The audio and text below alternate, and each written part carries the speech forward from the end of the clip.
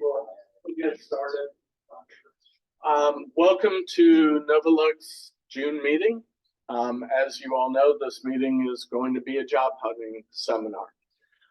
Those of you who don't know me, I'm John Kennedy. I was the organizer for NoVaLUG for what, 4 years or so, 4 or 5 years. I had to step away because of life. And I first want to thank Andy, you two gentlemen. And so you all know I have ADHD. So if you introduce yourself to me, by the end of our conversation, I will forget your name. And I apologize for that. I've been communicating with Andy, so I know his name. But I want to thank you two for stepping forward and picking back up with the meetings. I was trying to get myself un-ADHD'd enough to do it and just couldn't. So once I stepped away, it's like I couldn't come back. So the Wi-Fi, NoVaLUG, and then NoVaLUG 2024, as you all heard me say, the QR code does not work.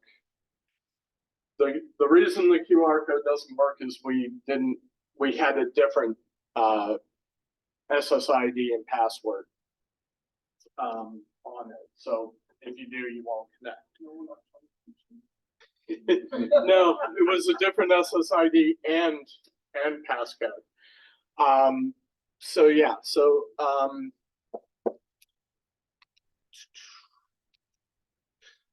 some details, the mailing list, website, and meetup. We're also on Mastodon. Keep in mind, one thing at the end, I'm going to show you a website that I'm going to include all the slides on. They're all in Markdown. So I will include that. You'll be able to pick them up. So you don't really need to take pictures of the screen. If you want to take notes, if you want to do it because it makes you feel better, go for it, but you don't need to do it. The meetup is probably going to go away because that's what, $200 a year or something. The old price. What they jack that crap up to? Yeah. So, come on in, guys. Just sign in, please. Yeah. So, whenever when does it? So it depends on the billing side. What's your bill? So Are you still paying? you're still paying that. And that's why I'm basically finding alternatives. Yeah. I can do the same thing where we can just figure out where's the meeting, people can ask your PCB address and all that stuff. Yeah. So the best place to find that kind of information will be the website and the mailing list. I am gonna make an attempt to do something like kind of small, but I can pay to get everyone's email address. And then I can send out an email to say, people want to still see, like, when you sign up. No. Oh, I shouldn't be the one saying this shit. I'm sorry. I can't do that. I apologize. I can't stop people from spamming other people. Yeah, and that's not why I said no. I'm like, to me, it's not worth $500. No, it's not. I mean, that's not what I mean. It's like tell people where. Oh, okay. You sign up, go here, and you sound like a one-time blast. Okay. It's a one-time blast. Basically, says you're shutting this down because I can't do that to meet up.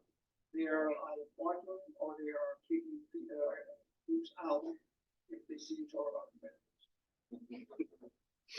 All right. So anyway, so look out for an email. One, the mailing list, which if you are interested in Linux and open source, it's a great resource.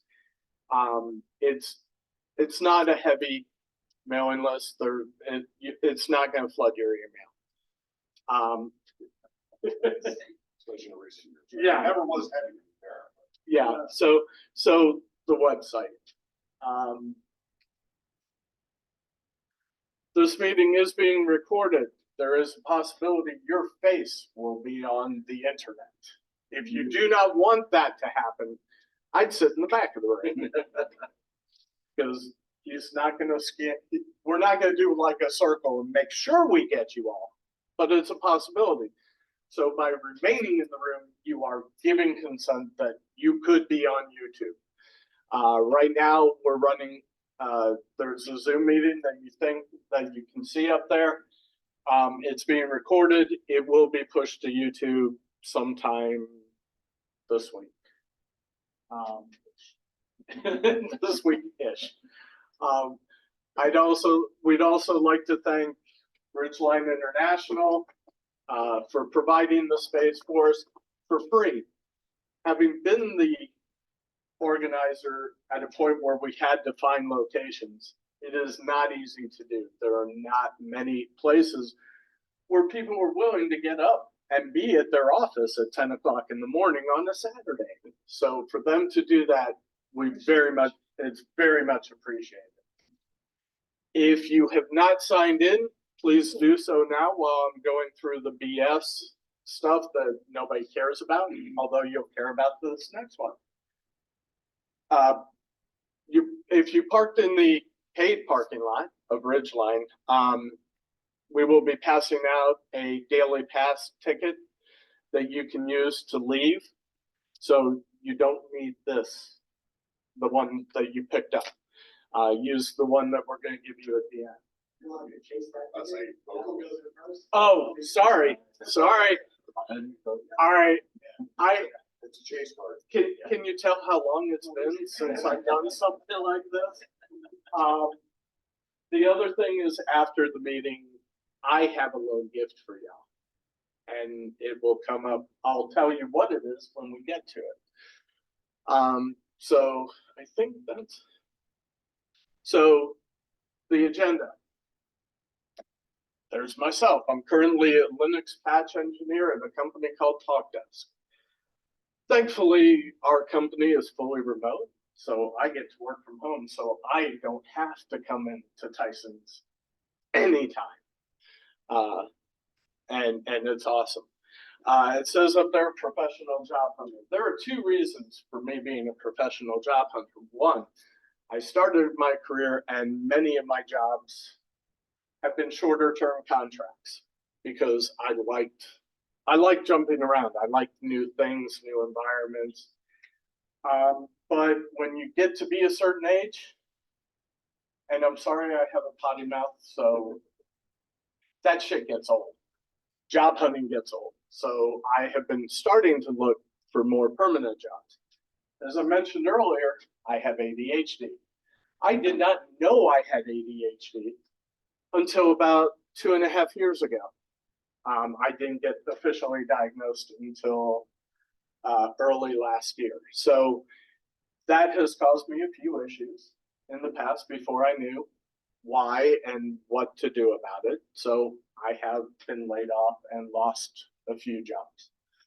I am now medicated, and so I'm doing better with that. Fortunately, with my job, my team lead and my manager also have ADHD, so they understand the fun that I'm having with medication juggling. Following myself, there will be Brandon Trimble. He is an IT recruiter. He works for Motion Recruitment. He is their managing director in Arlington. He's been with them for 11.5 years. And that just shocked the hell out of him. I was hoping to get a corporate recruiter to come as well, because there are differences in A, how they work, what they look for, and B, how you should interact with them. So I tried and couldn't do it, and I apologize for that. I picked Brandon because as we all know, there are many recruiting companies out there that suck. Many that suck. Motion Recruitment is not one of them. I have never gotten an email job description, are you looking for a job? I have never gotten one that hasn't been at least in the ballpark of what I do for a living. As you know, you all are familiar with these ones that you look at them and you're like, what the hell? I'll talk about why I have fun with those in a minute. So that's the agenda. Do you want to start or do you want? I'm happy to go up and talk to them. Okay, I'll let Brandon talk and I'm gonna go find some water. So we're just gonna leave it at that. And Brendan Trimble, and like I said, I highly recommend Motion Recruitment. Around here or Wherever you want. okay, cool. Oh, yeah. I forgot mine. Even thinking, Okay. So like this. Or flip it. Okay. it's state. Oops. And I'm gonna sneak it here and go get some water. Cool. Thank you for the kind words, John. I appreciate it. I like John said, I work at Motion Recruitment. Been there for a very long time. IT staffing office. We have different recruiting verticals. My team specifically is like IT, Linux, DevOps focus. So worked with John a few times. Probably talked and worked with some of you else throughout the years and so forth. But we probably focus on placing Linux, DevOps folks around the greater DC area. I'm happy to talk about like just what I'm seeing out there on the job market. I'm not quite sure if everyone's looking for a new position right now, but happy to kind of talk about just trends I'm seeing, ways you can help steps stick out, and obviously answer any questions. I guess, is everyone looking for a new position or looking for advice or? Okay, cool. I mean, just pretend we all are. Okay. What's going on out there, what the best practices are, how relevant it is to have every keyword on your resume match up with our Yeah. rec. Especially in my software. Yes, for sure. So, not quite sure if this is everyone's first time looking for a job or not, but like just speaking, doing this for a long time. This is probably the most, from a candidate standpoint, probably the most challenging time looking for a position. Like 2-3 years ago, it was, probably you guys were getting like, blown up with like 5-6 different job opportunities, a day. Now it's, you're probably like applying to a lot of places, maybe not hearing anything back, and so forth. I saw something about like ghost jobs and something like that, or recently and so forth. So kind of a trend. But from my standpoint as well, it's, compared to 12 or 18 months ago, the companies we were working with, our clients, say a lot different, a lot less, more so just on my end, we have to just put more efforts into just, finding more companies that are, looking to hire and so forth. That obviously kind of translates to, folks like looking for a job, yourself. So, from my standpoint, my advice, one thing I would definitely recommend is just being active and persistent. If you're like looking for a job, just any place that you apply to. I think on LinkedIn you can see like who posted it. So maybe connecting with that person as well, send like an individual note. If you're working with either a recruiter like myself or a corporate recruiter as well, obviously like after you apply, finding a way to just interact with them, whether it be a direct email or just being persistent, like hey, I want to follow up on my job, like my application and so forth. But like definitely in this market, I think you just need to work more harder, but be that more persistent, because a lot of the actual active jobs are probably like getting a lot of a response and so forth, and finding ways to kind of stick out and so forth. This will be most helpful. And obviously, I think LinkedIn as well. I think a lot of folks are kind of using it. It's like, hey, I'm on the market and whatnot. Here's my skills and so forth. But net is like not like some active like jobs. Some are companies are like, maybe not as urgent as it were like 12 or 18 months ago to hire, versus now they can like maybe like pick like who they want to hire, if that makes sense.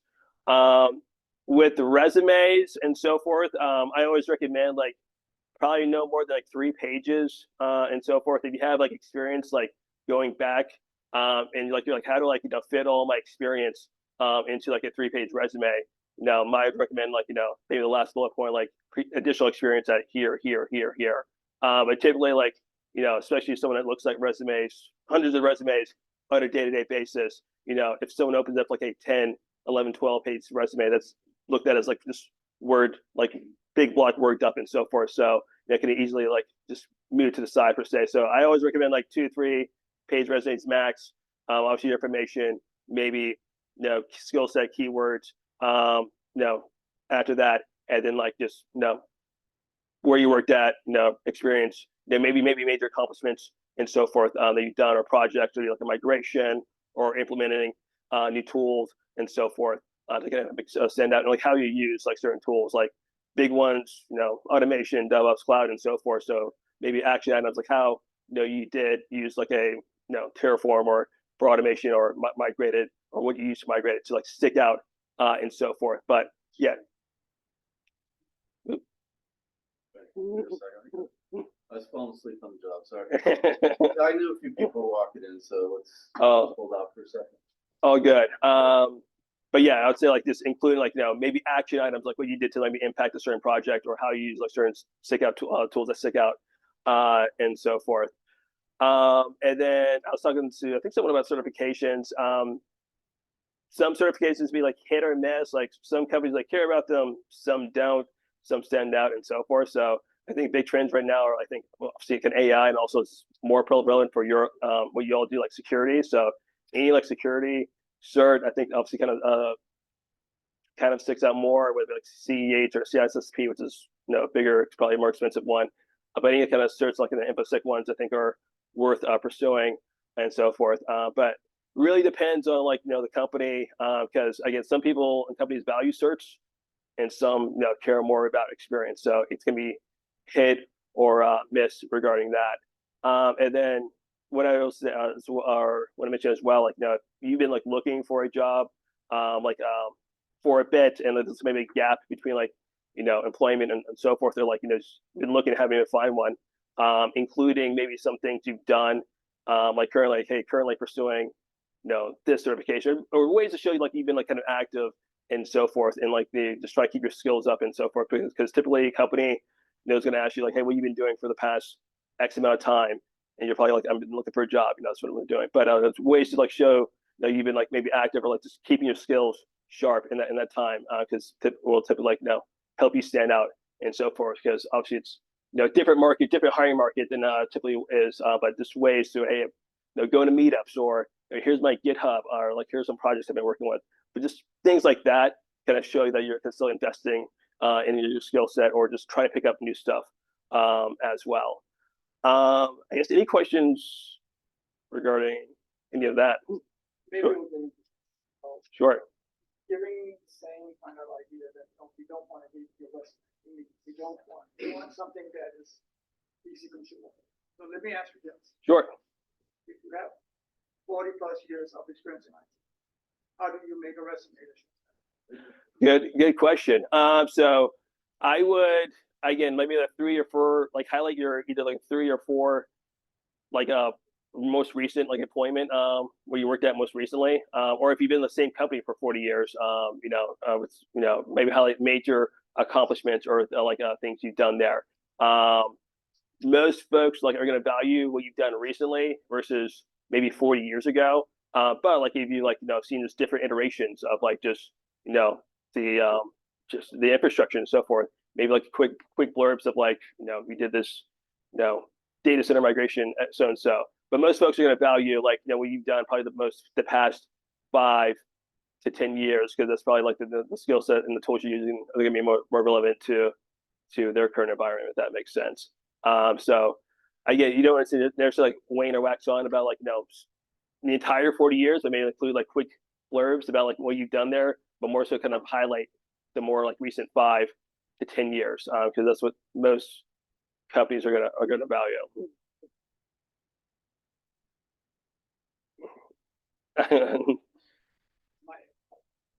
Okay. Sure. Well, I mean, so I'm in the same position right now, 30+ years, and how to oddly, I find myself back on the market right now. That's the story over beer. But yeah, to try to put it in an executive summary at the top that captures, the breadth of your experience, right?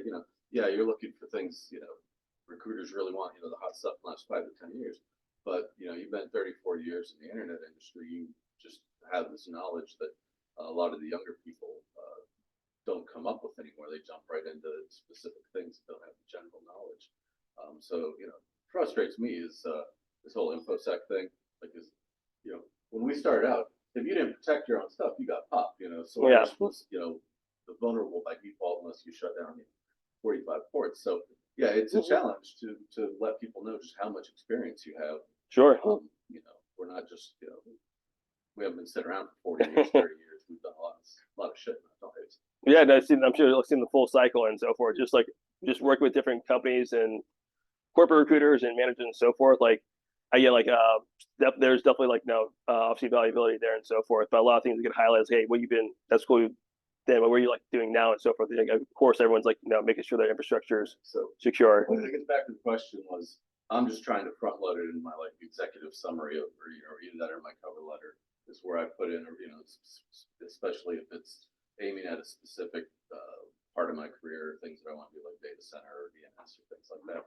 I definitely pump up, all the experience I've had over that time in the cover letter or the opening summary. So that's how I'm trying to handle it right now. Yeah, no, The way I would put this is different because I'm not hearing something from you, and I'm just going to put that back.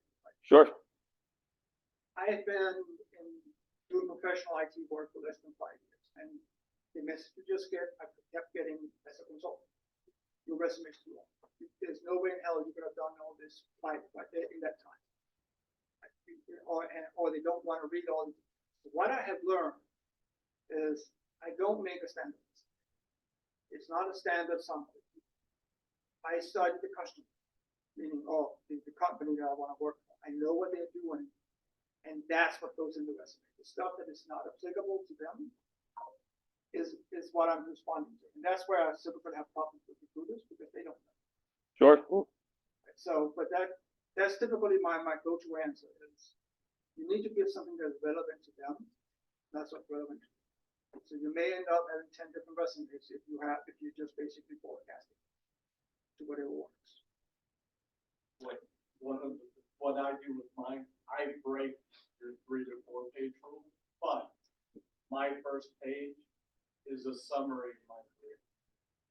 I have the technologies I've used, and I tailored that first page to the job. And the rest is just standard. And so you can see at the beginning, just one page, what I'm about. And if you want to dig into the details, you go to page 2 and beyond. And I've had good response to that. Yeah, Because it's kind of the best of both worlds from the people who tell you one-page resume to put whatever, to like 3 to 4. So I've got both of them covered with the same document and they're tailored. To me, when I'm asked to do that or when I'm told that's a bonus, I guess not. If you don't really want to know who I am and what I can do, then maybe this is not a good. Yeah, there's that too. I mean, I do have the generic, the one that if I'm applying on LinkedIn, on LinkedIn, I've got a generic one that just has my overall experience. But if I'm looking, and that's kind of, I mentioned earlier, the difference between a corporate recruiter and Brandon. Brandon will probably get the general because I know that if I don't get this job, Motion's got hundreds, hopefully, jobs Somewhere, yeah. clients. And so if I don't hit with the one I'm asking about, he can use the same for something else, or ask me to, add in words here or there. And so if I go to a corporate recruiter, that's when I'm going to change that front page to fit, the summary, my general stuff will fit what they're looking for in the job. So they can see I have the experience to do the job, and then they can look in deeper and see where I got the experience and how much it might be. For sure. Like a corporate recruiter, go ahead. One other thing is also you're talking about like GitHubs, GitLab, things like that. Actually, one thing is a couple of guys I know, they put their samples of their work on there or presentations. I mean, I gave a recent one on AI security. Okay. And then I got a podcast that I got out of it on LinkedIn. Literally, I mean, yeah, it's on my LinkedIn, go digging around for it. But, you know, literally put it up on a GitHub. You can say, hey, look, come to my GitHub. Here's examples of my work. Here are network diagrams I've done. Here is, you know, some code I'm writing for this Python app. Here's this, here's that. You know, literally you just say, refer all to GitLab of GitHub. Or your own Git if you have a way to make it public. And that's probably also, I'd say, a good thing as well, because then that Yeah, no, totally. like your resume, just say, see GitHub. Or cool, like here, or like have like your project, you know, shown, or like in GitHub. I don't think that they don't actually, like, we can't just, you know, put our resume elements in a GitHub and like literally just hand it to people. It's like, here, go to the GitHub, you'll see everything you need. There is a reason for that. I'm sure. Recruiter companies oftentimes will use applicant tracking systems. And, Oh, dear. and yes, they are becoming, because of the fact, if you look at LinkedIn, if you look at a job, Yeah. and you see it's been online for, 5 hours and they've already had 400 resumes, they're going to be using an ATS. Now, granted, those 400 people, at least 3/4 of them are crap for the job. They're not going to fit the job. It's just people spraying resumes. But they will still use that ATS. So your stuff on GitHub is great when you talk to someone. But before that point is the, having the majority, definitely. That was my assessment as well. That was exactly my assessment. Yeah. Yeah. Yeah, I'm not a fan of ATS myself. And I'll talk about ATS when I do that. But yeah, tell you what you said about this, like using GitHub, have linked to projects and so forth. Just having it all out there, like people love that. Sure. In your experience, like couple questions. Sure. Applicants are you submit for positions that you are staffing?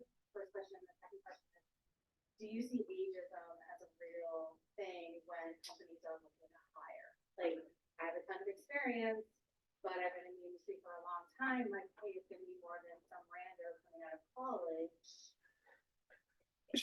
Sure. Fill up. Yeah. To answer your second question, not directly. Like no one's ever told me like, yeah, I don't want anyone like, been doing this for like 4 years and so forth. So to answer your second question, not directly, but kind of a sense of like, and typically like if someone's using my services, they're not going to use me to find like, oh, good. Yeah.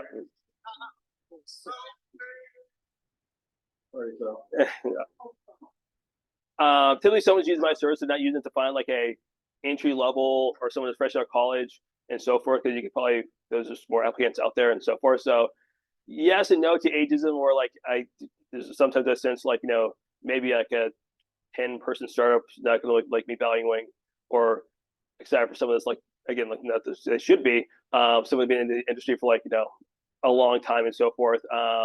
But sometimes in the sense of like, they probably, I don't know, want someone that fits more their culture more and so forth. Like this, like a 20, 30, 4-year-old, startup culture and so forth. So to a certain degree, yes, but have I like seen or experienced or like seeing companies like directly say that? No. But a lot of times, like folks, like the world's looking for more like seniors or leads and so forth. The tricky thing could be like, maybe a manager, director, want to go back to being like individual contributor, and like having like maybe being less hands-on and so forth. But most of the time, like the positions I work, they're like for someone like senior lead level with hands-on experience. A lot of times you're gonna have just more experience with that. And then what was your first question again? How many applicants are you submitting for a job that you have? Or like what's the it's like what's the saturation that you are seeing? Because I've talked to a handful of recruiters and it's like dead air. They're like, we don't have anything, we don't have anything, we don't have anything. Sure. So I don't know if there's a saturation issue and like so you're working. Yeah. So I mean, typically someone's like good or close to a fit, I'm gonna like send them over and so forth. Some clients are like, hey, we only want to see like X amount of folks and so forth. But typically like that aside, I find reasons to like submit folks than not to submit folks. Historically, there's been like more, like just more like roles I'm trying to fill. Then like it's been typically the hard part to like find just like folks looking for a new job and so forth. And then like past probably 12, 18 months instead of before, it's been like more like just looking for a job or was impacted by a RIF or companies did the mass layoffs and so forth. It's been like the unfortunate trend and so forth. So there's been obviously more folks looking for the job than they're out there. So companies either can be just more pickier or more slower to hire, which is I've seen from personal frustration point. But it's like just a longer or just more pickier or find reasons not to hire and so forth. But from my standpoint, this unless there's like a limit, then I'm gonna send whoever I think is a good fit or close to it and so forth. But yeah, to me, it's like I don't like count myself in that regard. Sure. Suggest for someone trying to transition into the space, let's say a different programming experience. Okay. Or something more low level. And where is a good place to look for these jobs? So go like a software engineer or programmer to. I'm like a full stack engineer, but I prefer it to be something more security related, where I'm not dealing with the kernel-based stuff. Kernel-based, okay. So I mean, I would say like been the kind of a trend of like engineers getting more involved, like DevOps or even security and so forth. Like a lot of like application security positions. Those folks typically have like a programming background. So I think there's probably like a natural or like an easier transition to do that. In terms of like low level or like C++ kernel level type of, okay, so like actual hardware. That's a good question. And starting the top, like time ahead, I'm trying to think like the best way for that. So maybe like either like personal projects or just like finding ways to, like, again, some of these tools I'm sure can be expensive to purchase or use. But finding either just personal projects to use or transition to like maybe or like for application security where you're securing code where there's like a natural where that's kind of you're doing already and so forth. Or just finding ways that your current position where you can maybe add to take on more of the security components for the like securing code or the infrastructure and so forth. But to actually make it like transition for like programmer to securing hardware, either finding like meetups like this or obviously kind of taking on finding ways that work maybe to where you can like work on like those there's a group like that responsibility and so forth, or like certification and so forth. But I would try to see there's an opportunity in your current job where you can work more with the security team, and then if you look for a security position, application security would or even like apply to like a kernel based like a job like that because like a lot of folks if you have like a programming experience they might think like there's like could be a easy transition there if that makes sense. Hopefully that was helpful. Any other questions? Yes. Yeah, I'm really looking for like line of long story, but kind of entering back into the workforce after being a stay-at-home dad. Sure. And I just got my degree in IT, going to school part-time while raising my daughter. And anyway, so what I really would like is like part-time with a small company. Like, maybe a company that doesn't need like full-time IT work, but it's like some projects they do something with computers, they want it automated, or they need to come in and upgrade some of their systems, maybe install a file server, Sure. So for like positions like that, I would look. I mean, you have like either like Craigslist, like gigs, or sorry, what'd you say? Upwork, yeah. Because a lot of those positions, like you're not going to see on your traditional job sites, and a lot of times they're like, kind of like niche and so forth. They're not going to post something like that. But yeah, Upwork, Craigslist gigs, or even like posting out there, like on like a social media platform, like either Reddit or Facebook jobs and so forth. Because there are like small companies that could like use someone to just do their IT stuff. So I would look for like maybe smaller, either like nonprofits or organizations and so forth. But there should be opportunity out there. You just kind of go there and find them. So I think like obviously kind of posting your skill set out there and then looking and browsing those places. I went to a small business icon meet up, and everybody was an IT consultant. It's like, it's like same idea. Oh, I would also recommend just in general, like what I've seen is also just probably more success like on the contracting or contract to hire route. So I know a lot of folks like either generally like either maybe full time because of the benefits or just stability and so forth. But there have been decent, at least of what I've seen, like pretty like those type of jobs have been pretty steady or not as dropouts during the full time ones. But I would also recommend considering those if you're looking for a new position because there's those can be quicker. And there's been like there's probably more jobs out there in the contract hire position than like your direct full time position, if that makes sense. Can be. It may either be both. It Or can it could be either. But words Yes. are wise. If you do decide to go on contracting, make sure you LLC or something like that, because remember, most contract things, they're gonna say, you gotta come in on your own insurance, your own stuff on a job, and you gotta make sure that you calculate that properly. Yeah, and also, for those who don't know, the difference between W-2 and 1099. For a W-2 contract, they will take your taxes out.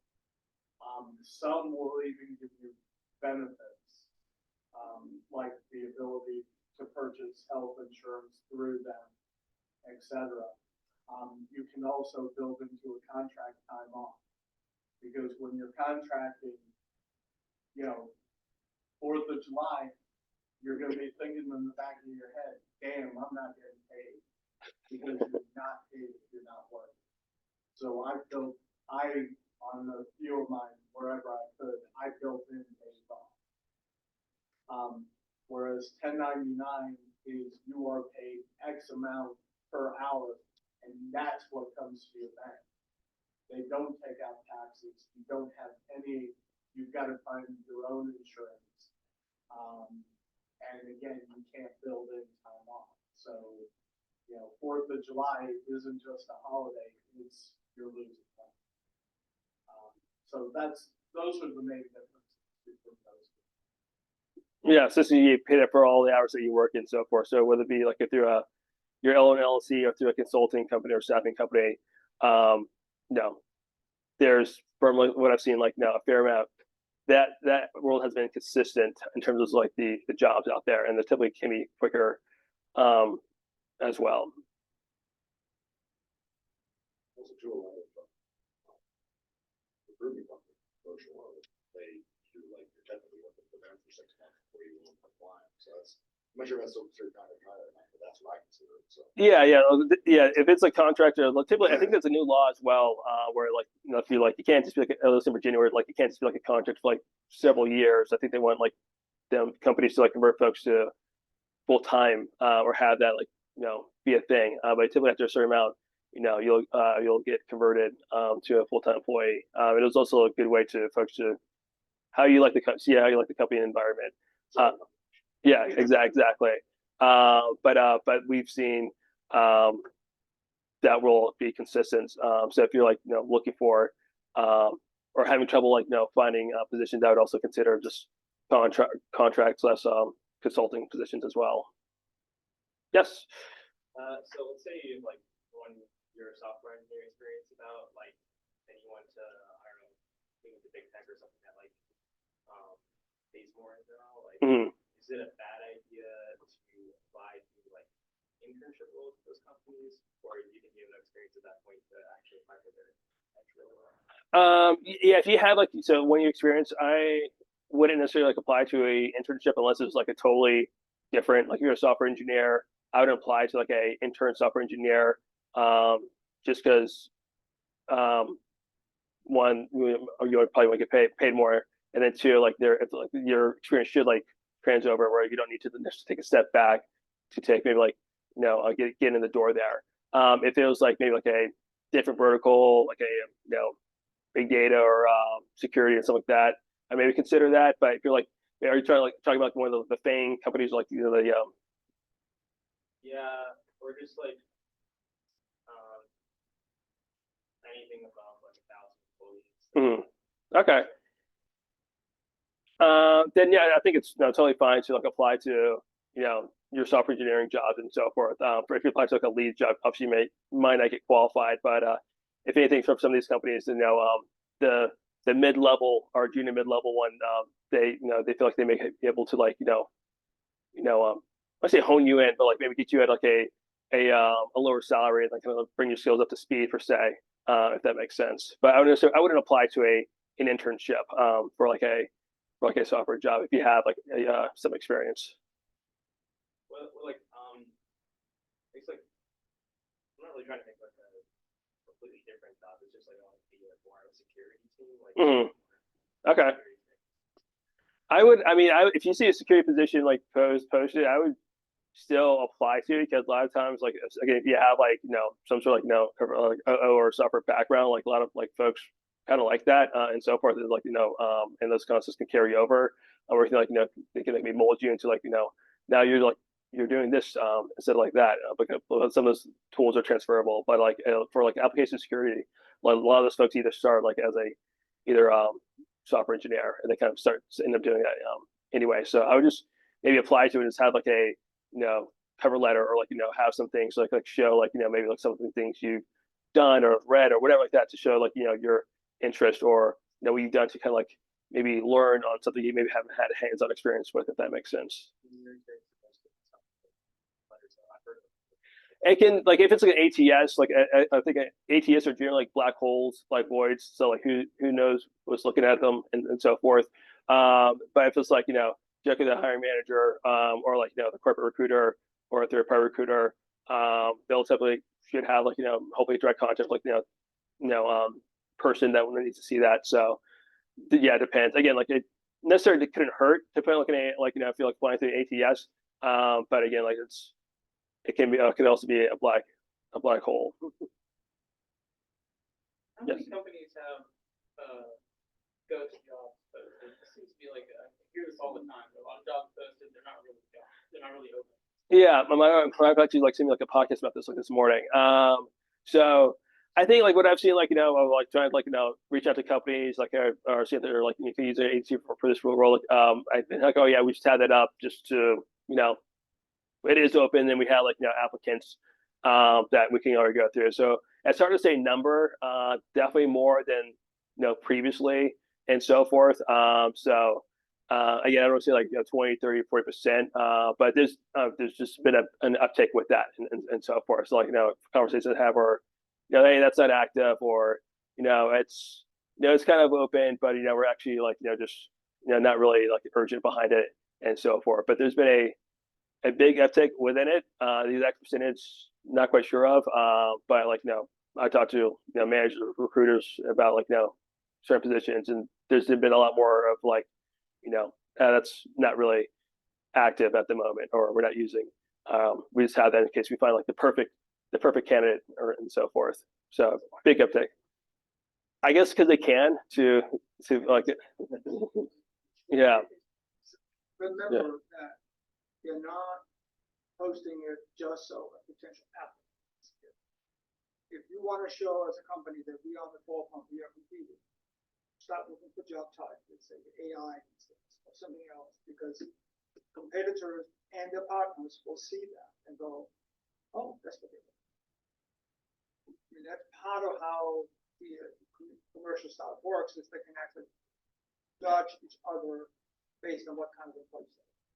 The other thing is also there's this principle of contingent. In fact, there's one employer, very large government employer, they will actually write, this is contingent, very large. Oh, sure, yeah.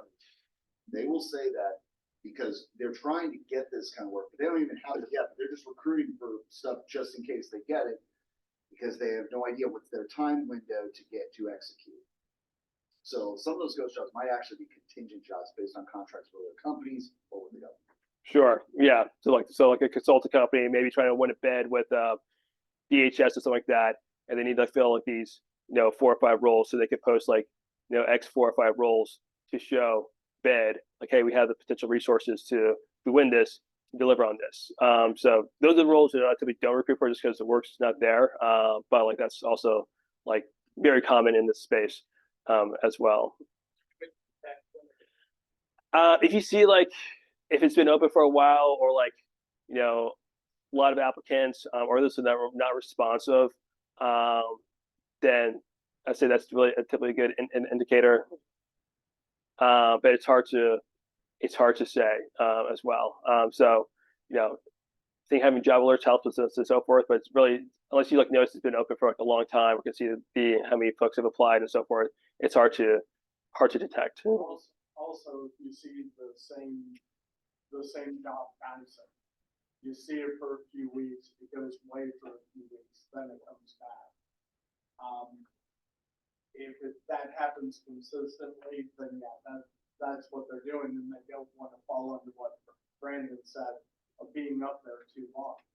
But when you're job hunting, you'll recognize there are certain triggers. You'll see the same thing because they're not changing any of it. They're just deactivating and reactivating.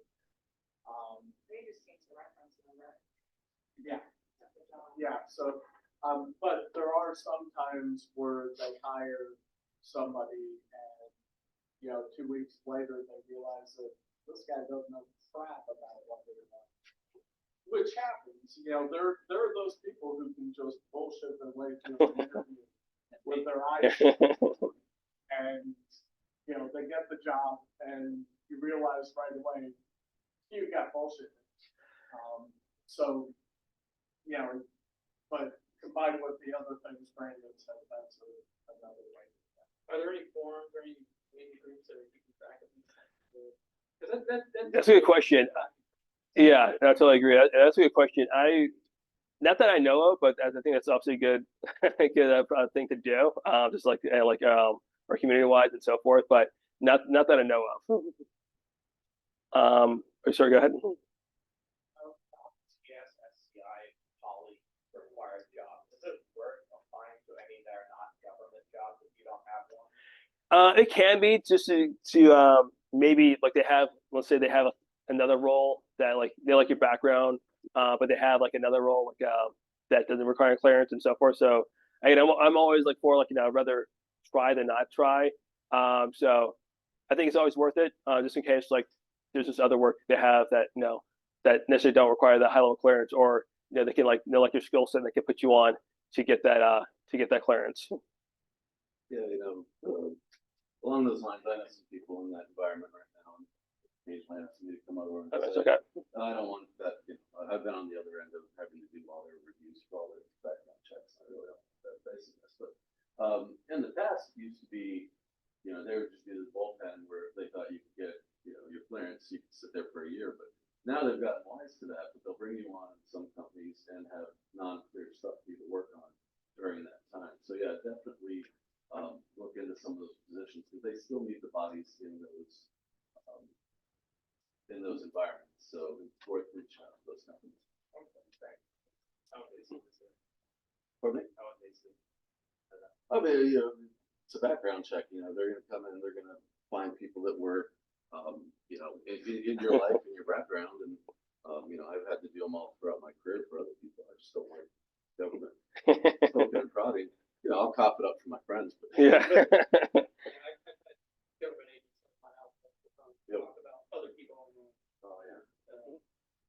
One thing about also clearances is also we need to be careful if they say must have. That is yes. always no. But if they say ability to can be cleared, possible to pass check, that's different. And they're interested. Just copy paste it then. Then A lot.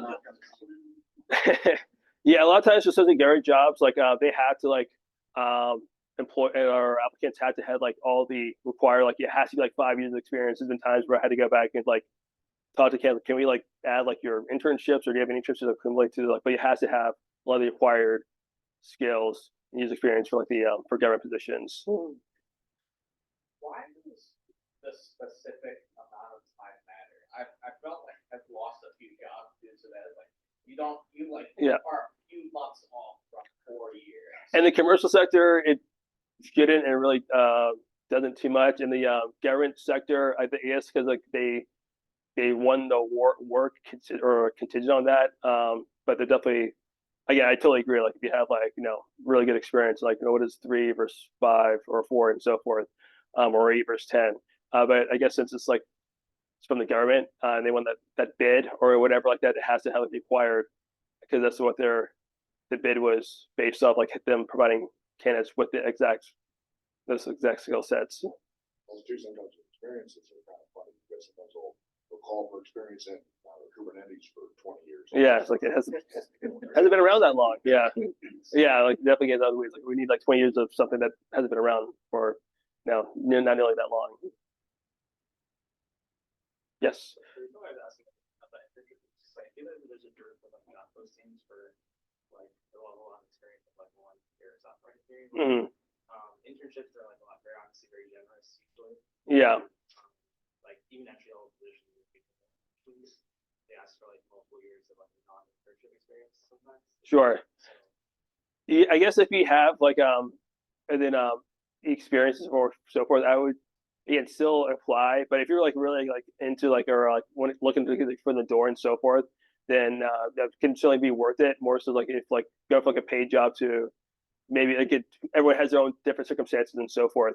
But go for like a paid job to and a trip to let pay probably less and so forth.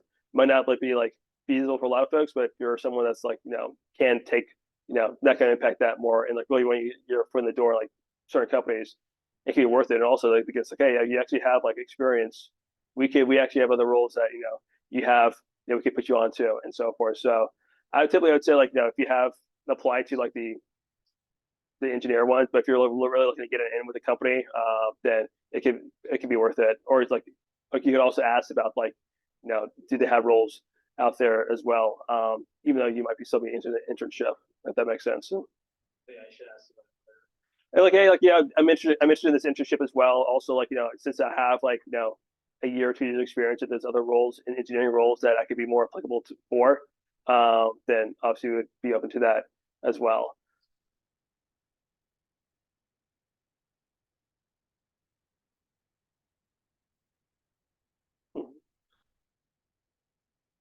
Thank you to Brandon for. Thank you all. Appreciate thank you. I will take Mike. Alrighty, so.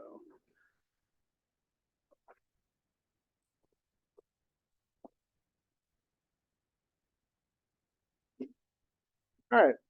For those of you new, I'm John Kennedy. I was formerly the organizer and stepped back a few years ago. All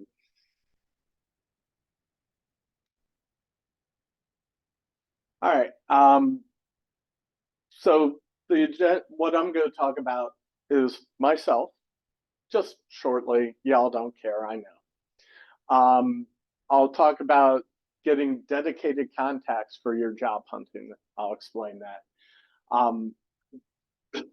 Some of the things that I have found over the years that have helped, like having a website. My website has several things on it that help recruiters, A, get to know me, and B, have times, and I'll explain that.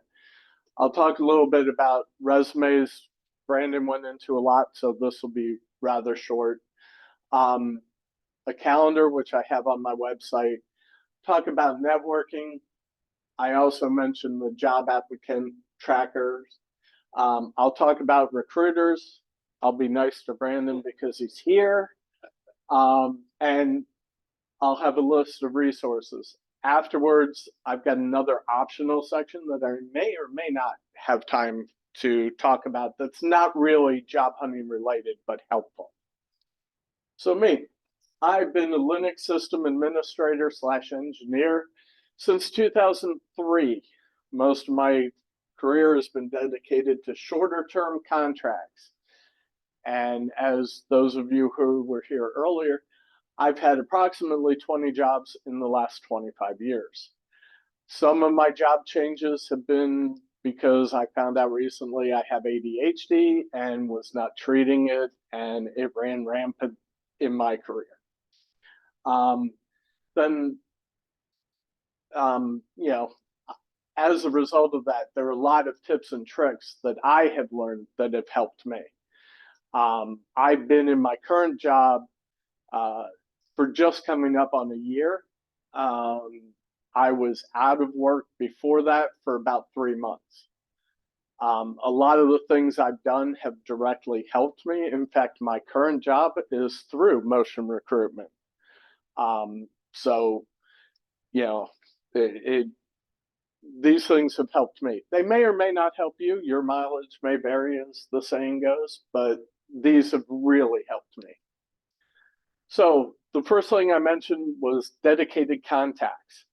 I have a separate email for my job hunting. Why is that? Because I sign up to mail lists, tech mail lists with my personal email. I use my personal email at work. The last thing I want is for my boss to walk into my office just as I'm going through my email and I see an email from Brandon. And my boss sees an email, hey, are you looking for a job? Not a good optic. Same with the dedicated phone number. I myself have my email is a Gmail account, so I use Google Voice. Same reasoning. Don't want to be sitting in with your boss and have, you know, a recruiter phone number come up on your phone calling you. I'm remote. It doesn't matter that much anymore.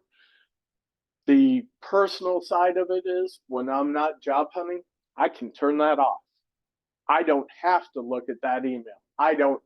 With Google Voice, I can turn off forwarding to my phone and just let it go to the website or set it up to go straight to voicemail.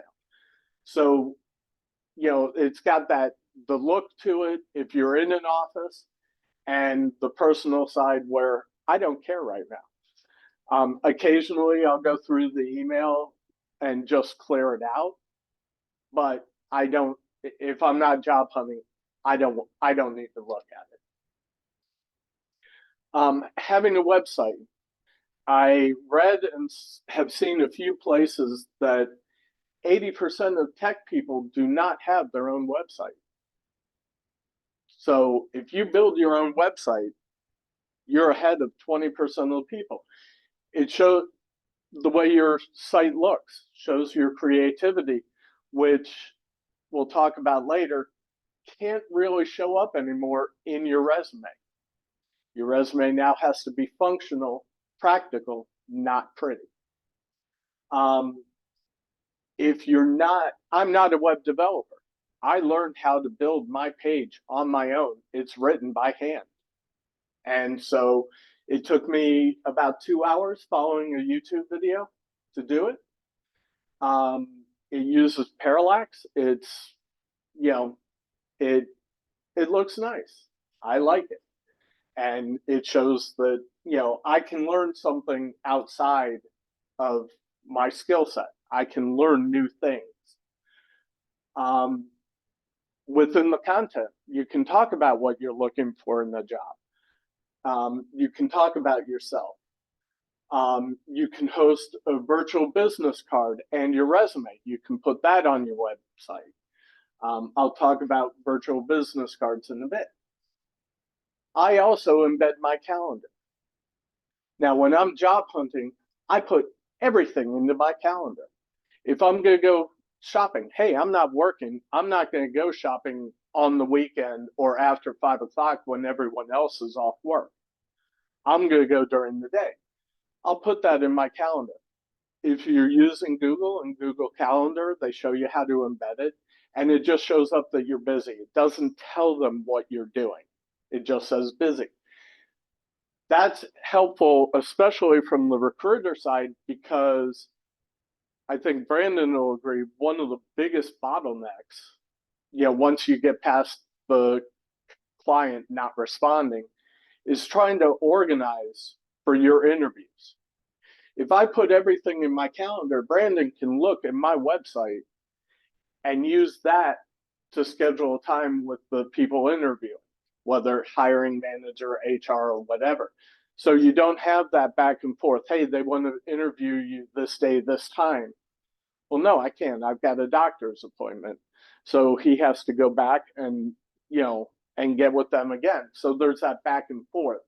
If you have the calendar, so your calendar out there so he can see it, he doesn't have to, he can talk to the hiring manager, whoever, and say, yeah, John's available these times, or John's not available, or what do you have? I'll see if John's available. It cuts down that time from initial contact with the company to first, second, third, whatever interview. And to be honest, that's one of the things that recruiters have appreciated the most, is the fact that there's not that back and forth. It speeds up the process. And would you find that? Sure, yeah, there's deal with the equipment availability, so I can plug it in, it makes it a lot easier. Yeah. Your resume. There have been the format of resumes has changed a lot over the last few years. Applicant tracking systems are a big part of that. I don't believe Motion doesn't use them. No, but a lot of clients, the companies you work with, who have an ATS, that's a big rising thing past few years. Yeah, so with an ATS, formatting of your resume matters. It doesn't understand columns. So if you have, or it doesn't understand tables. It doesn't understand if you have on, information on the left side and then your jobs and all that on the right. ATS won't pick that up.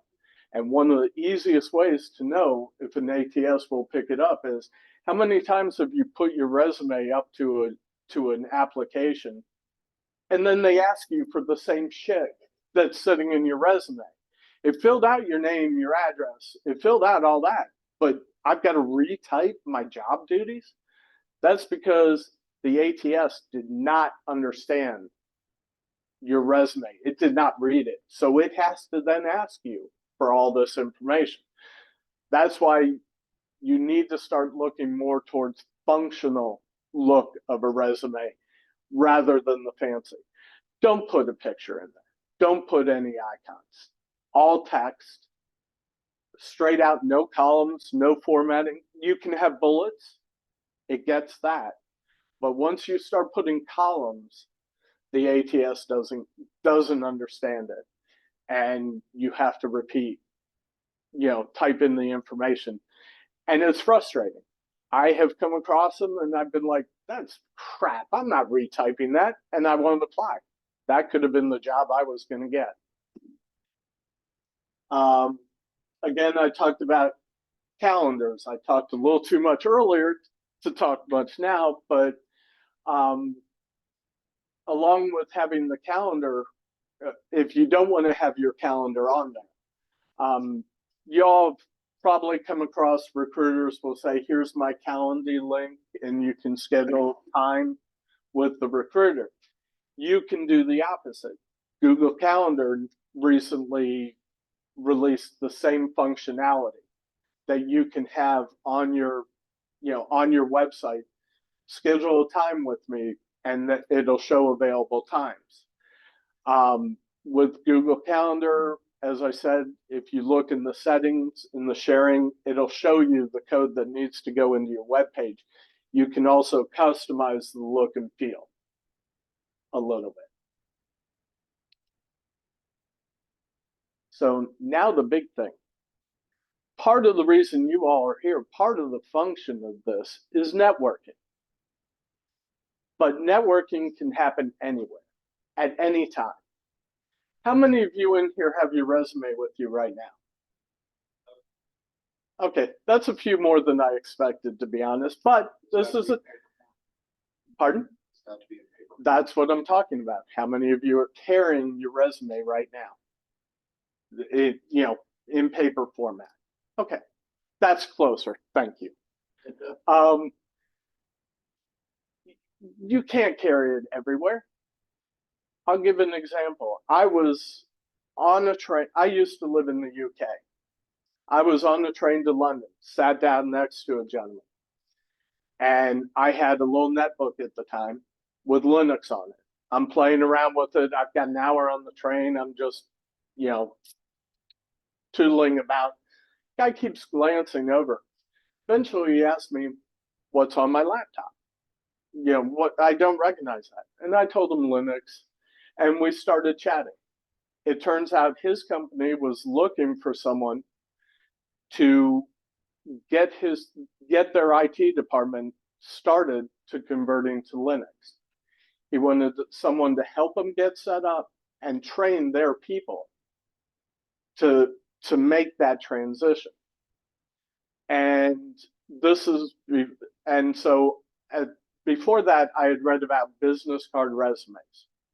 You go to Vistaprint, you get a business card, you put all your contact information in it, and on the back a little bit about what your skills, etc. So the guy said, here, handed me a piece of paper and said, "Here, can you write down your contact info?" And I'm like, I can do better than that. I pulled out my wallet, handed him a business card resume. And that is a big part of why I got the job, because I was prepared. I had all my stuff ready to go. I was coming to the end of the contract I was on, so it's not like I quit. But it made a difference. It showed I was prepared. But with that, you run into the same problem with bringing your resume. Say the two gentlemen who brought their resumes, say you brought, or you were using business cards. You have a dozen business cards, and you find out in the meeting you actually needed 14. What two people don't get your business card and have that little step up? So now you can have virtual business cards. You can host a file online with all your contact information and link to it. One of the ways to deliver that VCF file is through an NFC tag. These are cheap. This was probably 20 cents. And you'll see it's got a nice little Virginia Linux user group sticker on it and one loose in the package. All you have to do is put records on here, and I'll explain in a bit, and I'll have resources for it. And so you pull out the card, person taps their phone to your card, your contact information, your information goes directly to their contacts. So A, you don't run out. B, you hand somebody an actual business card, they stick it in their pocket, they forget about it. 3 weeks later, it's either washed or they're about to wash it, and they check the pockets and they're like, "Who the fuck's John Kennedy? I don't." And it gets thrown away. So why bother? This way, like I said, goes straight into their contacts, and they're carrying you around. And on top of that, it's kind of unique. They will remember that, hey, that's the guy who had that cool card and tapped it. These things are awesome. They also have a lot more uses, which is the extra that I may have time to talk about at the end. I love these things, and you all will get one exactly like this. I've got several packets of these, so afterwards I'll pass them out. Like I said, they're cheap. They also come in a bunch of different form factors. So if you like the business card size,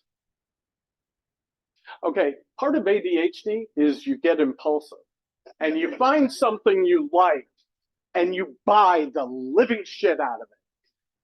This, I've got,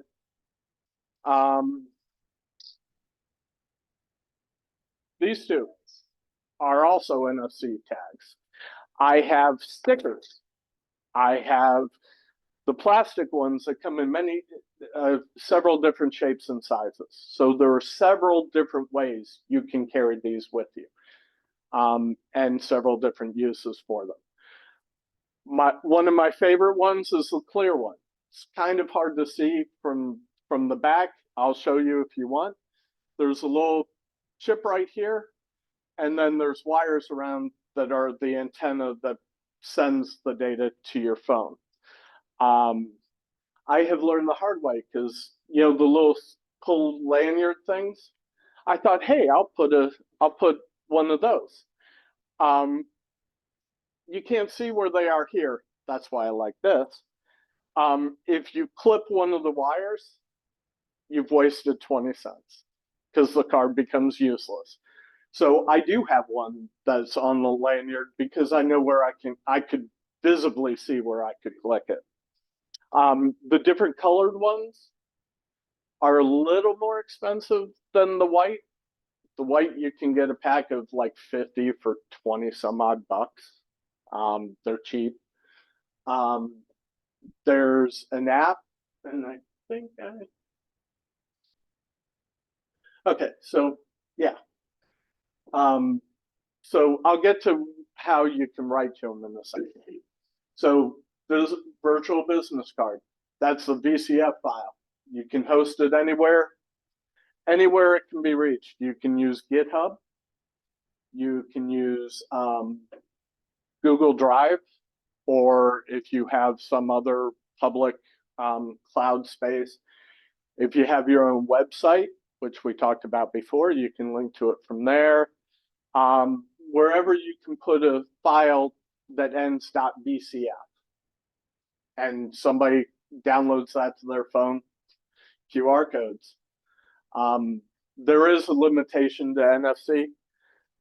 Two things. One, if somebody's on an Apple phone, they have to have connection to the internet for it to work because of how the differences.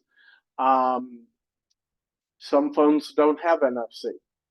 Some older phones and cheaper phones don't have NFC. So as he showed, you can put a sticker with a QR code on it. And if somebody can't hit the NFC, just flip it over, they take a picture, and they've got the information the same way. Not quite as cool, but it's a good backup. The file is in the vCard format, virtual card file, and then downloading the card puts it, as I said. NFC tags, as I said, 50 for about $20. On Amazon, just search NFC tags, and you'll get all the different form factors. As far as applications, there is a free app called NFC Tools. It is available on both Google and Apple stores. It's free. They have a paid version on Android. It's $5. It gives you more functionality. I know we're not supposed to say things like this because of how I paid the money, and I'm a cheap bastard. Because I've got to make up for all the impulsive crap that I buy. So I've got to be cheap when I can. I paid the $5, and I have made good use of that for other things. With Android, the same company that does NFC Tools does an app called NFC Tasks. And that will run some of the things that you use personally. I'll talk about more uses for NFC tags that would make use of NFC tasks.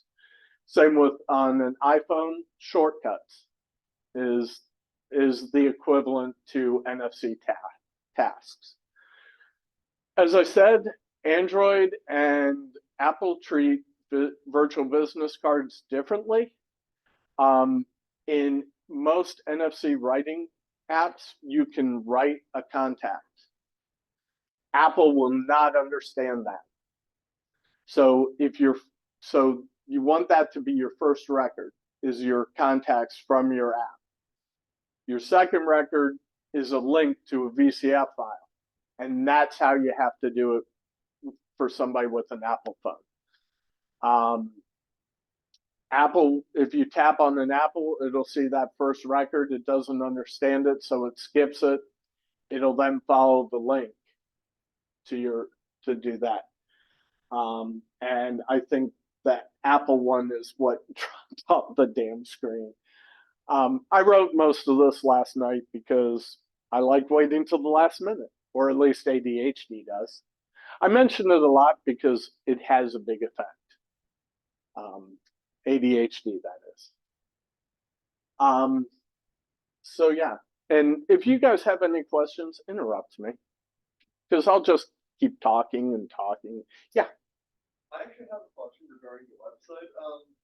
So would it be like socially acceptable, like in the eyes of IT recruiter to use like a Google site to host your information? They don't care. And I'm sure they don't care. However you can get it out there, that, yeah, don't have links to Pornhub. Don't reference things like that on your site, because it's not professional. But put whatever business related works. Does a custom URL help out? Maybe. But by the time it gets to the point where it could work out, you're hopefully doing interviews. To be honest, a .com domain, at the most $12 a year. So get a domain, set up DNS with a CNAME record to point to, whatever, or have a redirect, or however you want to do it. So you can, for relatively inexpensive, you can go ahead and have your own personal domain that just points to. And a lot of the services, some will charge for it, but some won't. Will let you put your own domain that will point to it. Yeah, GitHub will let you do that, I believe. Yeah. So there are ways to do it that you don't have to, that you can kind of hide that. But, it shouldn't make that much of a difference. It'll probably take you, $12, and if you're really slow, an hour to get it set up and running. That's if you take your time, and there's plenty of YouTube resources to show you how to do it. Good job. Is there such thing as an ATS? No, because all ATSs are different. So some. I said something that kind of goes down the middle. Like, for instance, you've got columns, so this is. Yeah. There's nothing that'll tell you what, but the best thing is to find a job that they want you to upload your resume, and if you have to fill stuff in, you're not set up for their ATS. Such an animal. Yeah, it would be nice, but no. And there are also plenty of YouTube videos that explain how to format it into ATS, just to know you trial and error. Yes. Like your experience, what do you consider the best format? Would it be a PDF file or a docs file? That whatever they tell you on whatever formats they tell you on the site are acceptable, the ATS will read. They're not going to tell you LibreOffice format will work if it doesn't. I know it's wrong. I disagree. But with LibreOffice, you just one click, turn it into a PDF, and you're good to go. Deliverable is always PDF. That seems to work everywhere. Yeah. Yeah. The problem is that if you don't have the format just exactly right, this actually excludes the big columns and all that. Yeah. If you literally have a PDF, you're literally, if you get it you get it in there. The one thing is, for whatever reason, it just takes whatever it sees, and it kind of it's like as if you put it in a photocopy. Mm-hmm. Now, mind you, the bullets in indenting, the white space is the problem. Yeah. You guys were clear. Yeah. So this leads me to a question, since we're back on topic of resumes, Mhm. is, I dusted off my 1995 resume format and I stuffed it through Resume Genius or something like that, just to give it a refresh, see what it would take in as far as, I didn't have anything fancy, so, just Yeah. accept. If, should we make it, look a little sexier than, from when we started? It's hard to say. I don't like to say you have to. I don't think there's like a right or wrong sort of like style or font and so forth. More so like the information is concise and so forth. So I don't think you have to better phrase that. I would argue too, also, if you're a graphic artist, which I am not getting anywhere on that, that might be more thing as opposed to a technology worker that's more Yeah. brass tacks, so. All right, I mean, Yeah. mine's just always been blocks of text and bullet points and stuff like that. Yeah, that should be fine. I just have no interest in making Somebody it had a question on the side. Oh, it's necessarily a question, it's more like a comment. Okay. PDF versus Word doc thing, but I know certain recruiters, like they use ATS, but they have some kind of a system where they would transform that doc that you have, if you have like a Word doc, and they would have to turn it to PDF to view it. So there's Yeah. differentiation between Word doc and PDF. Yeah, there are some recruiters on both sides of it that will ask you for it and will only accept it in Word format. Especially recruiters, IT recruiters, oftentimes they'll want to take out all of your contact information bar your name. It's the same reason they sometimes hesitate to tell you the company. Because if I talk to Brandon first time about a job and he tells me the company name, what's to stop me from going to that company's website, going to careers, and finding that job? To me, that's ethically shitty. It is ethically horrible. I would never do that myself. But it is something, and I'm sure Brandon will tell you, it's happened. Yeah, I mean, I think one of let's say don't do that. But typically you might not know I can any recruiter should tell you the client they're telling you or when to submit you to. I get so surprised when people tell me they work with another recruiter that they don't know what the client is. But if you're working with a recruiter, they see a links to position. Assume they'll submit you. You don't necessarily apply. I'll typically I'll submit you to these positions. Don't apply directly. And a lot of times, recruiter's gonna have the best in for you versus if you apply directly, and you might go the black hole ATS void and so forth, versus a recruiter who has direct contact with their or HR or direct hiring manager and so forth. Yeah, and I was gonna say the exact opposite. If the recruiter, I would go through a recruiter to get my resume in front of the hiring manager over directly applying to the company website any day of the week. yeah, and I agree. There are people who are so against recruiters that they would do that. And like I said, it's ethically I wouldn't do it. And so there's the other side of it where if your contact information is on the resume, they tell Brandon, yeah, this guy doesn't look right. But then they reach out to him. And to avoid paying Brandon and getting the work for free. Again, ethically horrible. If a company did that to me, I'd be like, nope, never mind. They're probably not gonna do well. Yeah, So yeah. So I think there's a class of recruiters too that will find a job and they really don't necessarily have a relationship with it. Contact you about the job, they contact the client about the job, and they don't know them either. I got a guy for you. yeah, Sometimes that's. they'll do that too. Sure. I think there's a lot of one man, one shows, if you will. Yeah. I seem to be like the sketchiest recruiters. I had one told me not to apply to any jobs anywhere, while he looked for one for me, and he really seemed like he did anything. And he never called me back, so he was like, oh yeah, I don't want your resume showing up while I'm pitching somebody, and he never called me back. I was like, yeah, I guess still need to look for a job. There was the white supremacist, guys, they said they had to look at me before they could recommend me. And then when I showed up, they didn't ask me any questions. They just looked at me and said, "Oh yes, we can hire you. Now let's see what you look like." And then I don't know. It was like they were all white people, and it was in downtown, like Old Town Alexandria. Yeah, Nice. That's quality. I've got some good. I had one guy contact me one time in August about a job. He calls me Thanksgiving weekend and tells me he scheduled me a job interview with that company for the following Monday. And I'm like, dude, no, I'm not looking for a job anymore. Well, why didn't you tell me? I'm like, you talked to me once.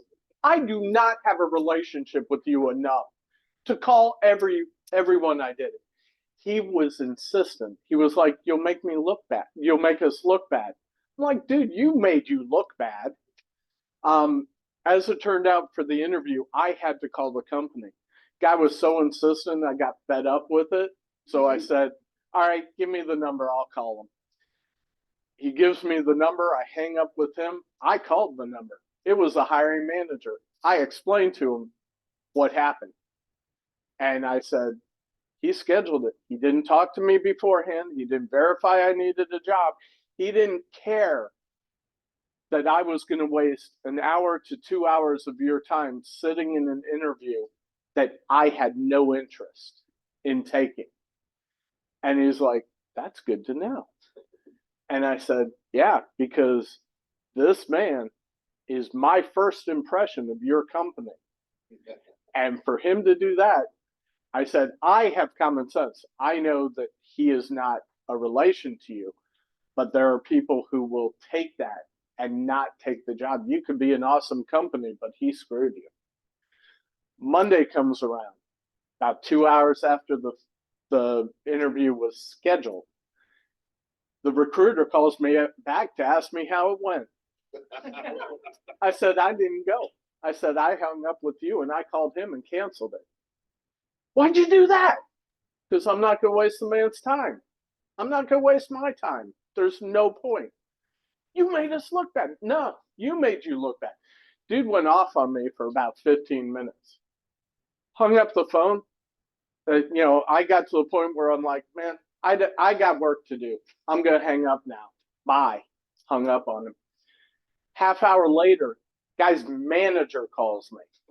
Not to apologize, but to give me crap for not going on the interview and making his company look bad. So what did I do? Hung up with him. I still had the number in my phone. Guess who my next phone call was? I called the hiring manager. I said, hi, it's me again. He goes, hey, how's it going? I said, fine. Let me tell you about my last 2 phone calls. And I went over everything he said. In fact, they cussed me out. They dropped the F word. Well, I've already done it. So they went off on me, both of them. And I told them that.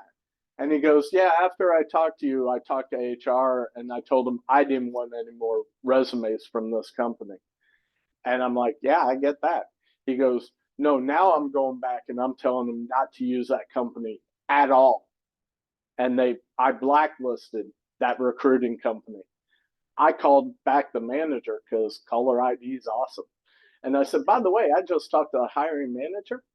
They're not going to use you anymore because you're an asshole and your whole company is assholes and you don't do your job right. And then I hung up. I didn't even give them a chance to respond. So yeah, there are some good quality recruiters out there. It's fun. And I've had lots of them like that. And you can normally tell the ones who send you the form emails. Hi, this is so-and-so from Mondo Recruiting, a premier recruiting company, and blah, blah, blah. We think, you seem like a perfect fit for this job. Sometimes you do, sometimes you don't. So I'm going to switch tracks now. When you are in your job hunt, you got to track the jobs you apply for. You need to do it. If you apply for the same job twice, many companies trash you regardless. They will not Because one, you're not paying attention. You're not showing attention to detail. You've already applied for this. You're applying again. I'm not going to. If you talk to a recruiter and then not knowing, apply for the same job off their website or a website, they'll see that and they'll drop you on both sides because or two different recruiters put you in for the same job. They're going to drop you because they don't want to deal with that argument. Who got you first? And it presents financial, potentially legal. Can you get? I mean, very few circumstances, but it can get to that point. So people are getting very petty. Your bad neighbors. Yeah. Mm-hmm. The optics aren't great. Yeah, and it also reflects on you. Again, you're not getting due diligence by linking them up. So if you're using a recruiter, does the recruiter have to tell you like what job is paid for basically with that company? Ethically, yes. Ethically, they should. They should come back to you and say, even, some recruiters will also see another job that you might fit for, and they should call you and talk to you about it, and they should get your permission. Are they required to in any way, shape, or form? That's company policy. But if they wouldn't, I'm done with that recruiter because I didn't tell you to submit my name. How do you know that I didn't talk to Brandon about the same job? So yeah, I wouldn't do it. One of the things in what you track, and I'll show you an example of what I have myself. When you are putting the job description in your tracking, which you should do, don't rely on the link because that job may be posted today. They could take it down in an hour. They could take it down in a day. Or a week. So you don't want to rely on the link working. You want to copy and paste the job description into your tracking. Pardon? Yeah, I feel like you have like 8 more slides. Okay, I'll go quick. All right, so how to track, I wouldn't use a spreadsheet. A lot of places will tell you to. If I were doing the job description by link, yeah. But when you're copy and pasting a huge job description, it doesn't work right in the spreadsheet. I personally use a Kanban board. And I've got an example. Hopefully this will come up.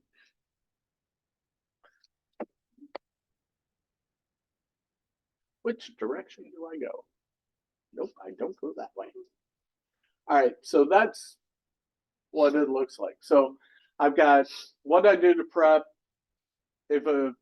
When I'm interested in a position, applied, initial, blah, blah, blah. Kanban board, I've got my test job, which has all the information in it. When I go from interest to applied, I just move it. So at any one point, I can see where my job, where I am in the process. So that's a quick thing. I will have a link to that. I use Obsidian. So all of that is done in Markdown, and I'll have a link to it eventually. And I'll explain that at the end. Yeah. How much time is it worth taking to prepare to apply for a job? Would you say? It depends on how your mindset on it. If you're customizing everything, it can take you an hour or two.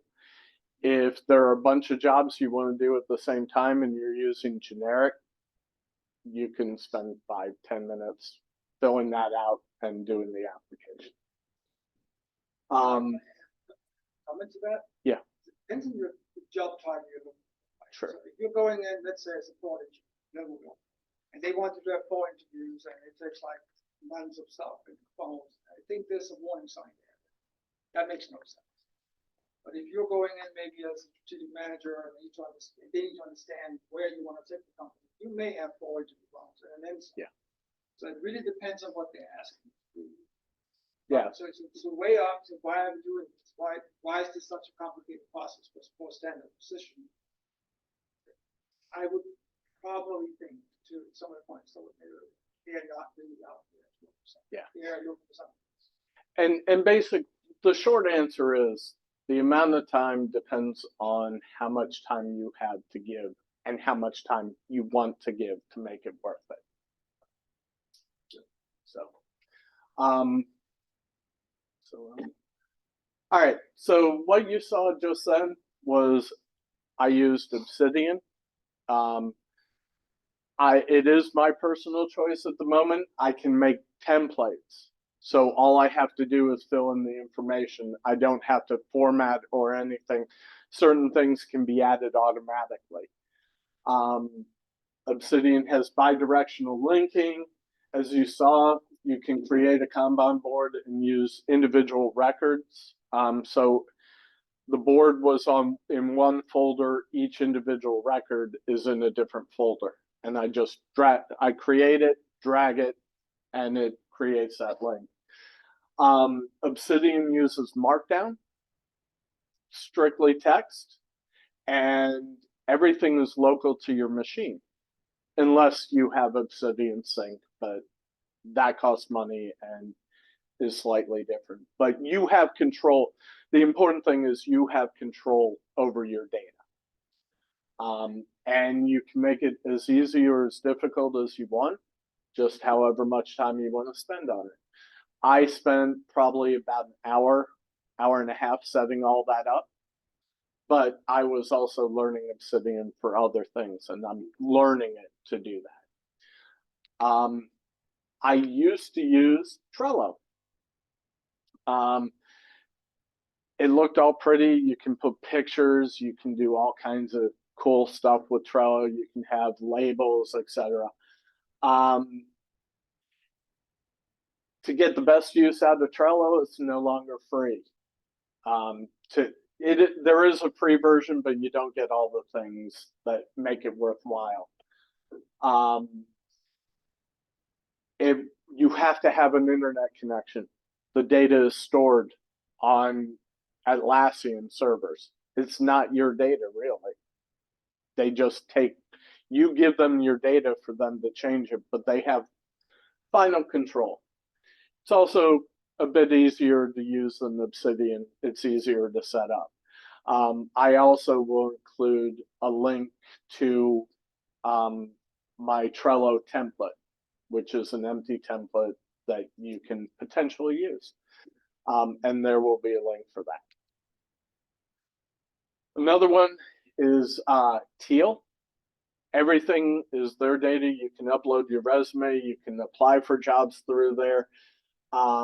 It's not cheap. The free version is very limited. The paid version is either $9 a week, $29 a month, or $79 quarterly.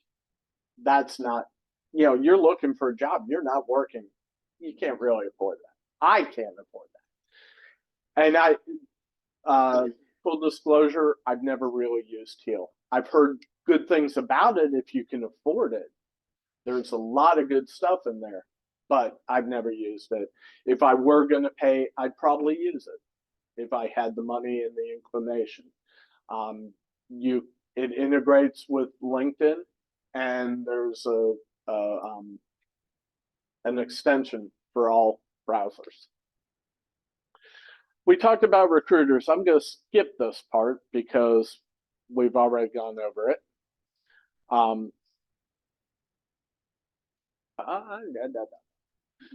So, the resources. I talked about NFC tools, difference between Android and iPhone in how you use it.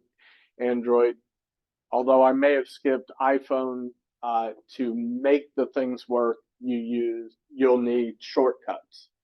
And that's how you set up NFC tags to work in an iPhone.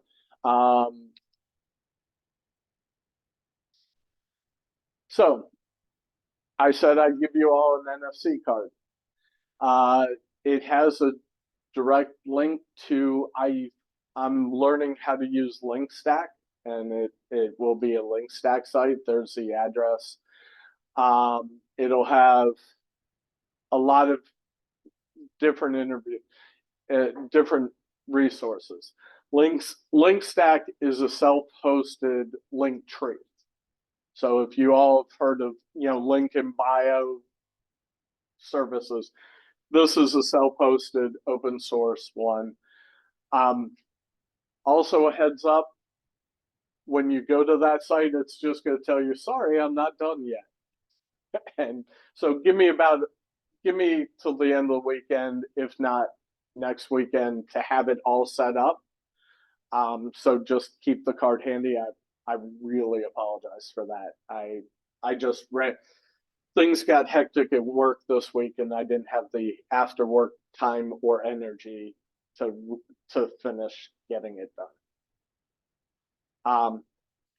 I mentioned, since I do have time now, and I went so quickly through those, some of the other uses for NFC tags.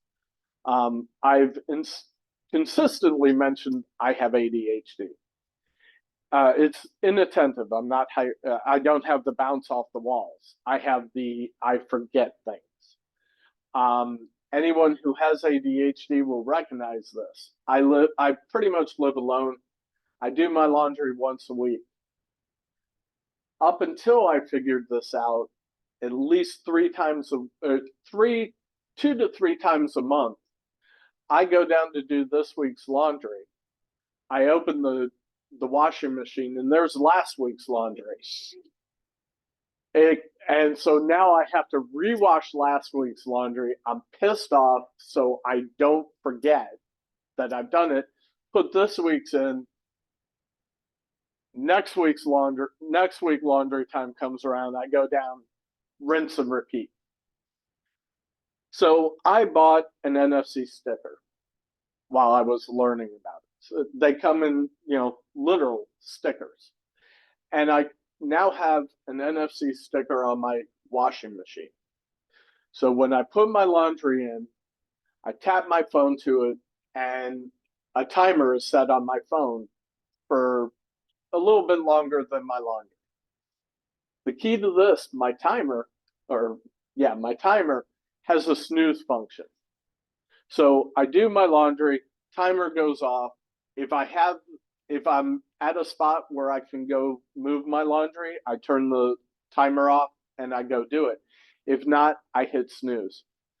15 minutes later, same thing. In the year and a half I've had that sticker on there, I have forgotten laundry maybe 6 times. And that is because I put my laundry in sometime in that hour or so. I went out to do shopping or whatever, and I'm at Costco. God, who shops at Costco on the weekend?